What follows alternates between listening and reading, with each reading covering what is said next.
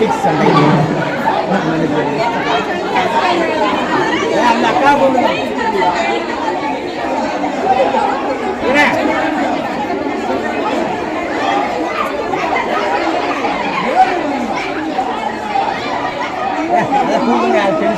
செல்வராணியக்காக்கு என்னமோ ஆயிடுச்சு.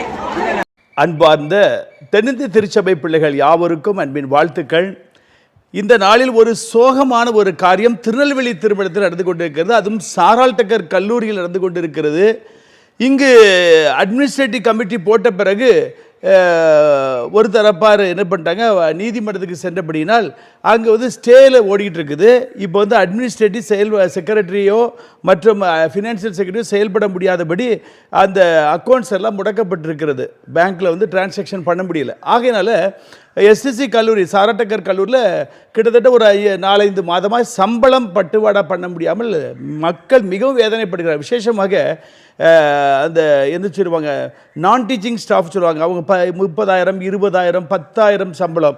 இவர்களுக்கு சம்பளம் கொடுக்க முடியாமல் அவர்கள் இப்போ பாருங்கள் 3 லட்சம் ரூபாய் 2 லட்சம் ரூபாய் சம்பளம் வாங்குகிற லெக்சரர்ஸ் ப்ரொஃபஸர்ஸ் கூட அவங்க அதற்கு தக்கன விரலுக்கு தக்கன வீக்கம் போல் அவங்க என்ன கமிட்மெண்ட் வைத்திருப்பாங்க. எல்லாம் வீட்டு லோனு கார் லோனு எல்லாம் என்னென்னலாம் கமிட்மெண்ட் இருக்குமோ அவங்க வைத்திருப்பாங்க. சரி, அவங்களாவது மேனேஜ் பண்ணிக்கிடுவாங்கன்னு வைங்களேன்.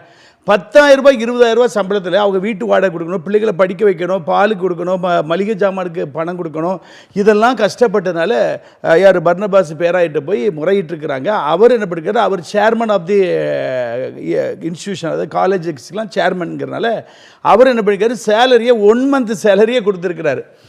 இதற்கு யார் ஃபினான்ஷியல் செக்ரட்டரியாக இருக்கிற அனீஷ் மற்றும் அவருடைய யார் டிஎஸ் பட்டணப்பொடி அணியினர் எல்லாரும் ஆக்ரோஷமாக இன்றைக்கு எஸ்டிசி கல்லூரி சாராட்டக்கர் கல்லூரியில் போராட்டம் செய்து கொண்டிருக்கிறார்கள்.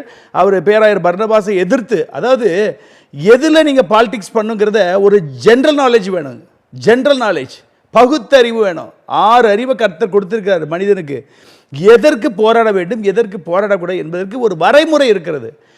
ஏழை மக்களை நீங்கள் கண்காணிக்காமல் இன்றைக்கு அவர்கள் போராட்டம் செய்து கொண்டிருக்கிறார்கள். இன்றைக்கு சாராட்டக்கர் கல்லூரி நடந்து கொண்டிருக்கிறது.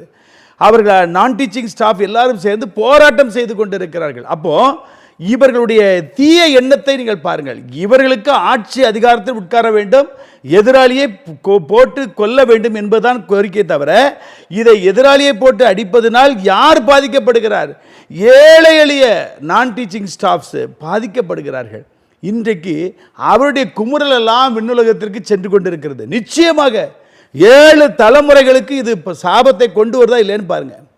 உங்கள் கையில் பணம் இருக்குது, பதவி இருக்குது என்று சொல்லி நீங்கள் துள்ளு குதிச்சிங்கன்னா நிச்சயமாக 7 தலைமுறைக்கு சாபம் வரும். ஏன்னா இவங்களுடைய அங்கலாய்ப்புகள் பரலோகத்திற்கு செல்கிறது. ஏழையின் சிரிப்பில் இறைவனை காணலாம் என்று நமக்கு முன்னோர்கள் எழுதி வைத்திருக்கிறார்கள். ஏழையினுடைய சிரிப்பில் இறைவனை காணலாம்.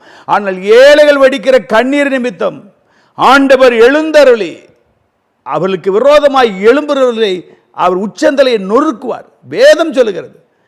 ஏழைகளின் கூக்குரலுக்கு தேவன் செவி கொடுக்கிற தேவனாக இருக்கிறார். ஆகவே இன்றைக்கு பாருங்க, இந்த திருமண்டலம் அழிந்து கட்டமனாய் குட்டிச்சோராய் போனதுக்கு காரணம் டிஎஸ் ஜெய்சிங் தான். அதற்குரிய பிரதிபலனை அவரும் அவருடைய சந்தைகளும் அனுபவிப்பார்கள்.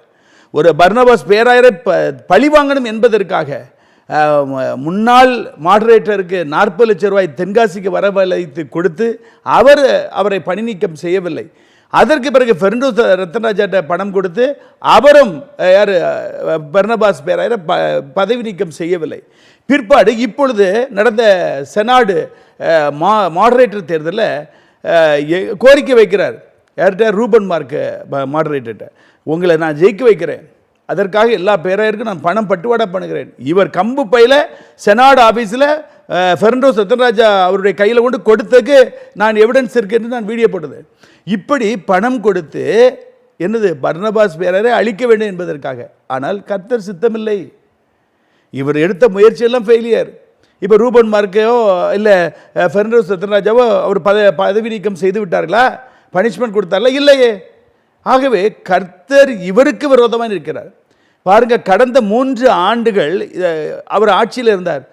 ஒரு சின்ன ஒரு காரியத்தை கூட அவரால் செய்ய முடியவில்லை. எக்ஸிக்யூட்டிவ் மெம்பர்ஸ் எல்லாம் அவர் அணியை விட்டு வெளியே சென்று விட்டார்கள். ஆகவே அவர் 3 வருடமும் தத்தளிப்பின் பாத்திரமாக இருந்தார். அவரால் ஒரு காரியமும் அவருக்கோ அவருடைய சார்ந்தவர்களுக்கோ நடக்கவில்லை. அதே போல் இப்போ முடிந்த பிறகு இப்போ செனாடு எக்ஸிக்யூட்டிவ் பணம் கொடுத்து 15 பேருக்கு 12 பேர் அவருக்கு சாதகமாக வாங்கிவிட்டார். இப்பொழுது எதிர்த்தரப்பின வழக்குக்கு சென்றிருக்கிறார்கள், கோர்ட்டில் வாய்தா போயிட்டே இருக்குது. இப்போ அவங்க அட்மினிஸ்ட்ரேட்டிவ் கமிட்டியை வைத்தும் அட்மினிஸ்ட்ரேட்டிவ் கமிட்டியால் பிரயோஜனம் இல்லை. அப்போ தேவனே உமக்கு சத்துருவாக இருக்கிறார். 76 வயது ஆகிவிட்டது, இன்னும் ஒரு சென்சேஷன் இல்லை. பழி வாங்க வேண்டும், கொல்ல வேண்டும், அழிக்க வேண்டும், பணத்தை வைத்து திருமணத்தை விலைக்கு வாங்க வேண்டும். செய்வது என்ன தொழில்?